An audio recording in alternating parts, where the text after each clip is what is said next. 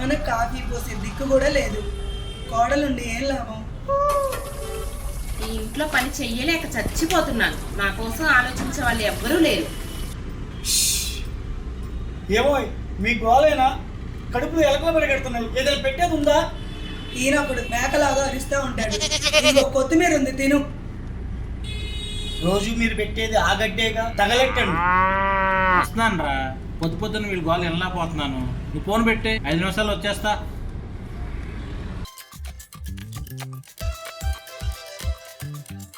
ఎరా, ఉద్యోగం చేసేది ఏమైనా ఉందా? ఆ చింటుగాడితో కలిసి రోడ్డు మీద పడి తిరగడమేనా? అదే కదా, ఇంకా మొదలు పెట్టలేదు ఏంటా అని చూస్తున్నా. ఏంట్రా మామ పొద్దున్న మొబ్బం వేసుకొని వచ్చావేంటి? ఇప్పుడే డ్యూటీ దిగి వస్తున్నాను రా. డ్యూటీయా? నాకు తెలియకుండా ఎప్పుడు జాయిన్ అయ్యావా? ఏం చెప్పమంటావురా బాబు, మా అమ్మకేమో మా పెళ్ళంతో బాధ, మా పెళ్ళంకేమో మా అమ్మతో బాధ. ఈ ఆడాలి పంచాయతీ సాలదన్నట్టు మా బాబుకేమో నాకు ఉద్యోగం లేదన్న బాధ. ఇన్ని భరిస్తున్నాను రా. నీకేం తెలుసురా తాడు బొమ్మలు లేనోడికి. పెళ్ళైతే లైఫ్ సెట్ అయితే అనుకున్నా మామ.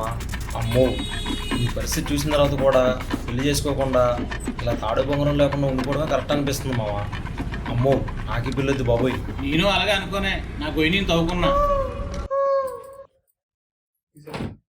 మీ అమ్మకి నేనేమన్నా రోబోలా కనిపిస్తున్నానా?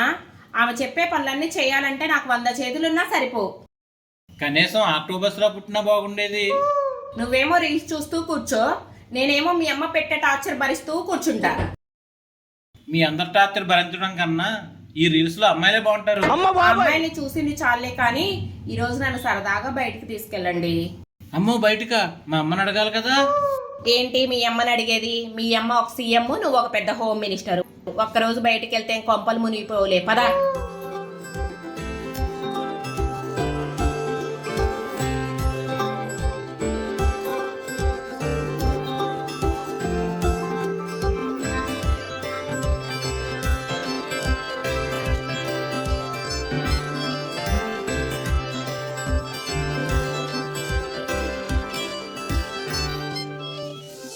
ఏమండి ఏమండి, అదిగోండి తోక చుక్క పడుతుంది చూడండి. అది చూస్తూ ఏ కోరిక కోరుకున్నా అలా నెరవేరుతుందంట.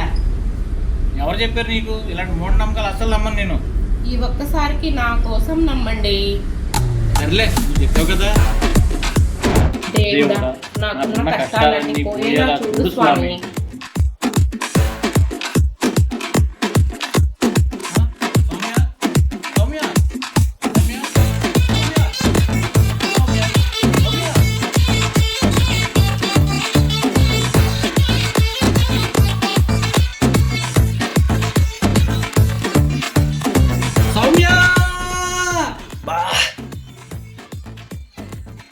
అప్పుడే నువ్వు ఏదో అయిపోతావు అనుకోలేదు మామ.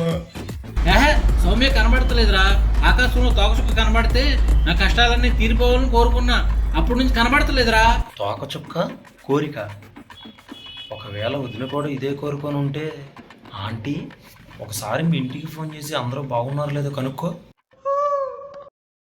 ఈ యాదవకి ఏం అవసరం వచ్చింది? ఇప్పుడు చేస్తున్నాడు. ఎంత కావాలి నాన్న?